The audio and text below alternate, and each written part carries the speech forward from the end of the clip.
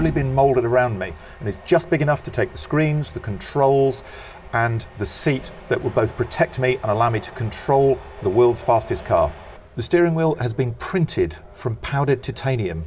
So there is a zero waste printed steering wheel which has been made to exactly the profile of my hands. On that I have the control buttons for the parachutes, air brakes, and also for the rocket with the 2 trigger switches. Underneath my feet, the right hand pedal for the throttle for the jet engine, left hand for the wheel brakes. The centre screen gives me performance and particularly a lot of information on the speedometer. Right alongside the speedometer, the other critical thing for this car is the wheel loads. We have spent over 5 years developing the aerodynamic model to keep the car on the ground at all speeds, so that we don't generate any lift, and equally important, we don't generate any download.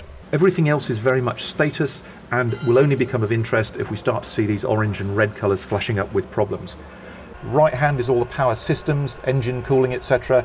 All of the switches to control the jet engine, the rocket motor, and the race car engine that powers the rocket motor. The left hand side is the electrics, hydraulics, etc. with the switches to control them below that.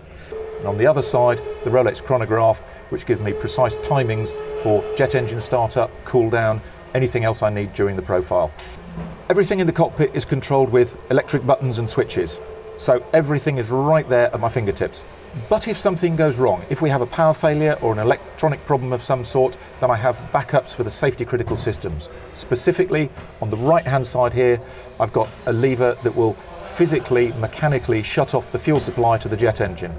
And on the left hand side, I've got 2 levers which will actually pull cables that go all the way to the back of the car, and they will physically pull a pin from the parachute mechanism and deploy the parachutes, so we can get to 1,000 miles an hour and stop the car safely, whatever happens.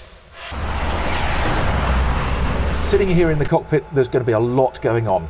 There's a 400 mile an hour deceleration going on over here, so huge shock waves, an incredible amount of noise and energy directly above my head. It's also going to be hot because it's a sealed cockpit, we're in the desert, and there's the G-forces, accelerating at 2G, decelerating at 3G. That's losing 60 miles an hour per second. So it is going to be very noisy, very hot, very uncomfortable, and physically demanding. And at the same time, I'm monitoring all of the instruments in here, using the controls to control the car very precisely, very accurately, to make sure we get up to exactly the test speed on each day, and ultimately to 1,000 miles an hour, and then stopping again safely. This is the cockpit of the Bloodhound supersonic car, my 1,000 mile per hour office.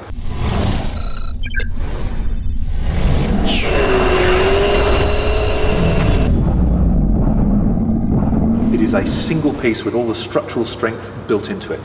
And carbon fibre is an extraordinary material. It is the same high technology material from which we make modern jet fighters, Formula One cars, and in this particular case, the strongest safety cell in the history of motorsport. Boeing AMRC made this for us, and itself is an extraordinary piece of technology.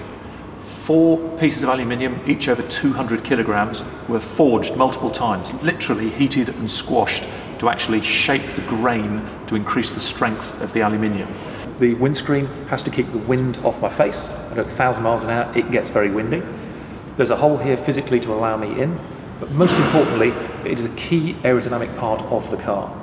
All of this technology will give me the most extraordinary working environment with which to get Bloodhound up to 1,000 miles an hour, and also the highest level of protection we can possibly get. It's a brilliant piece of engineering.